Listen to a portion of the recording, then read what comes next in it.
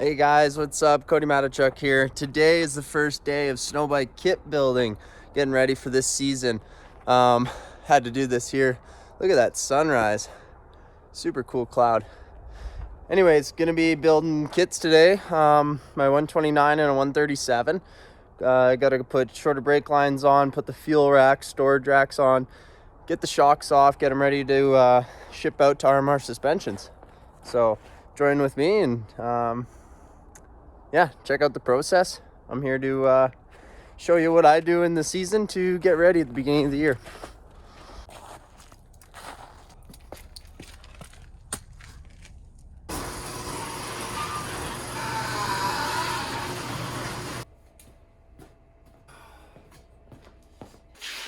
Been asked a few times about the easiest way to get the skid out, so I'm going to show you. Basically, all I'm going to do is take these 4 bolts out on the top that hold the skid in, and then just maneuver the skid out from there. You kind of want to work it, don't take it all the way out, you got to work kind of each side, because there's just a solid tube in there that the screws hit from both sides. So if you take one all the way out, it'll just spin on the other one. This one was just out, so it actually worked out good. I halved this one and then took that one all the way out. Now I'll take this one out. That's gonna pop up. Now I'll do the same on the front. Halfway. All the way. All the way.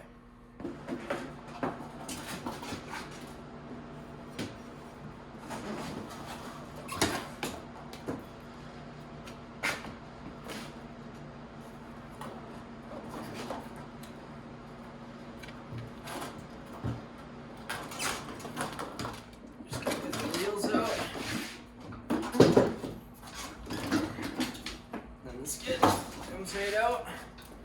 This lies flat. Skid's out and you can work on the bench on it.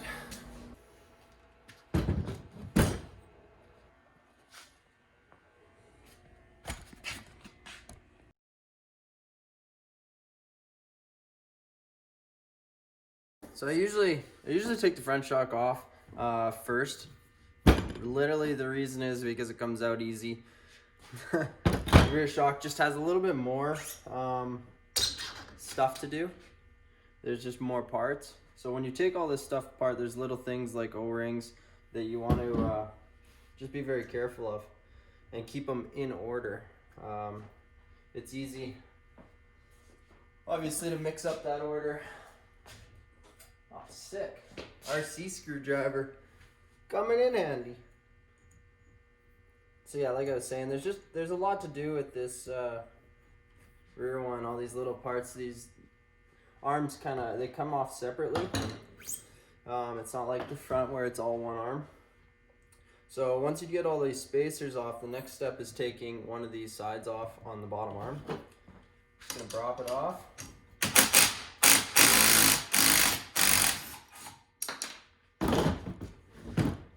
Again, keeping the parts, because there is some loose parts. 2 T-bushings, 2 of these plastic washers.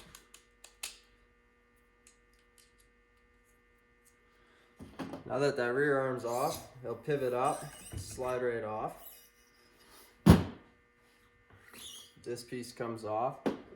Now, a lot of you will think that you can just drop the bottom off and try and wiggle it off, but without taking this side off as well, you're just gonna have a problem. It's gonna be tough. You might be able to get it, but trust me, this is faster.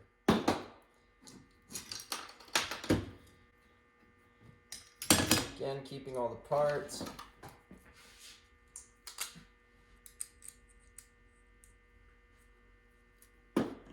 Now this side, you don't have to take all this stuff off.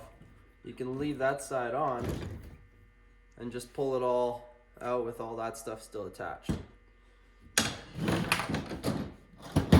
Leave that on the table, you can organize it later. And then same thing on the bottom. Little tight, so I'm gonna start these with the ratchet. Now these bars are kind of the same as taking the skid out of the tunnel, where there's a shaft. Like right now, I loosen this one won't crack, it's just spinning that tube. So sometimes you gotta go a bit back and forth. I'm gonna snug this one up so I can crack this one. Now that both of them have been loosened up, because there is Loctite in there, they've both been loosened up, I'll be able to halfway out, take that side out. Right now this is a good example of sometimes it spins, but on these shocks, a little tip that I use is I'll just take this shock and I'll pull it sideways.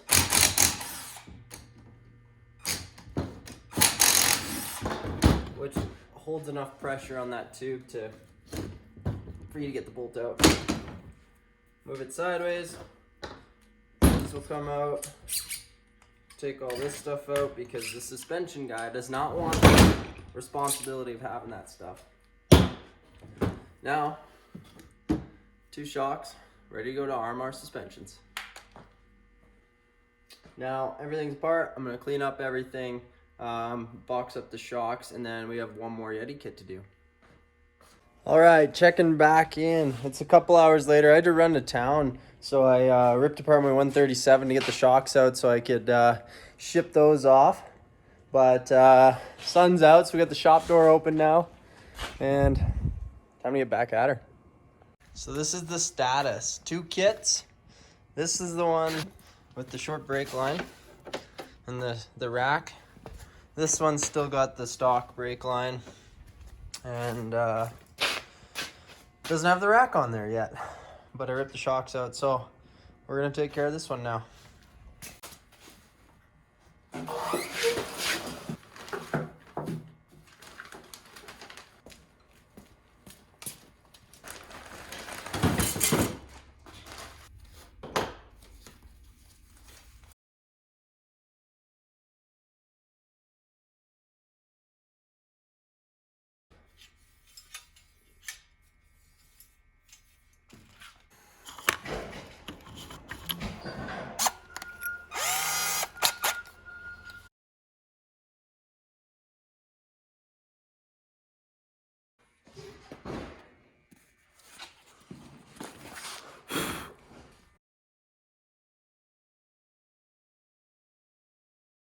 First one on. Just gonna show you what I did here. Without a skid, I actually just put this on. Motorcycle stand seemed to fit perfectly in there.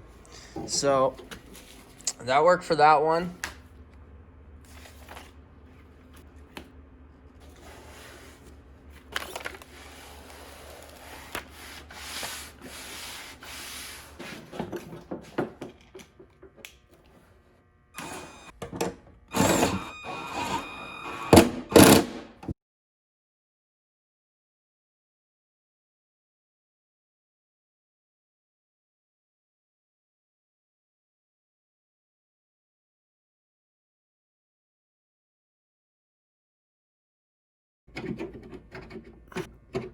Once it starts freeing up, it'll go in, and as soon as it pops out the other side, then you get some slack.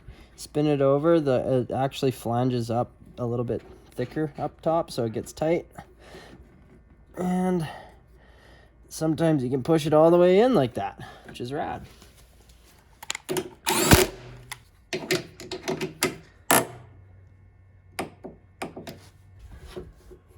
Once it's in, get it lined up, push it all the way in. That one went in nice. All right, I'm gonna put this plastic piece on and this spring. So the order I do it is I'll try and get this plastic on first, because you'll be able to flex it down quite a bit. This hole's bigger than that hole, so I'll put it in this hole first and then flex the spring up into its spot. It's crooked right now.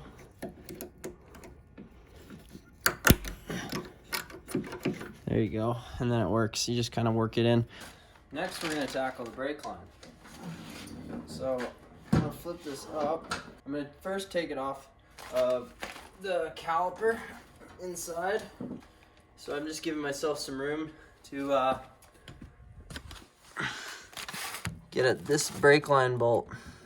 Now this plastic shroud, it's basically mounted up after. What it is to keep snow out of it. It's all sealed, but you kind of gotta either take the plastic shroud off and the caliper off, or what I do is I just trim this a bit so I can get that bolt out.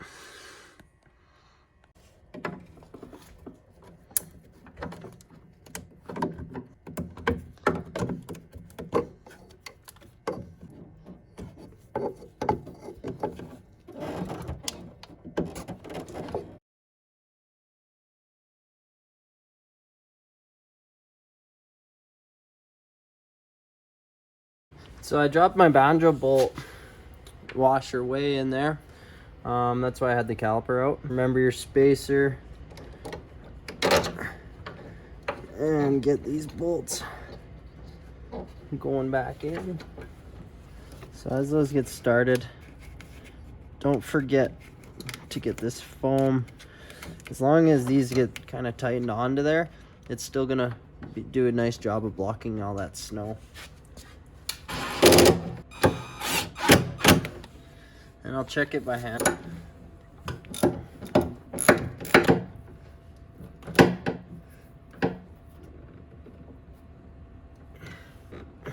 Now, we hooked the cable up, but I left it loose so I can move it around. Now with that all together,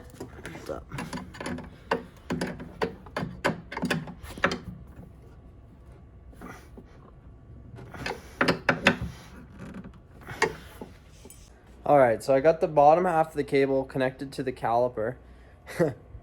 Bit of a struggle there when I dropped the washer, but it worked out good. The tricky thing is, so with this pre-bled system, it the way they mount it onto the kit is they have to shove the whole caliper, the brake reservoir and everything through this hole up here. There it is. Through that hole there. The only way to get the brake line off is to take the whole thing apart and take your bike mount assembly apart. Or you can cut it. It's not the best way to do this, but instead of taking the whole bike mount assembly apart, you can cut it. And then all you gotta do is pull the line back through.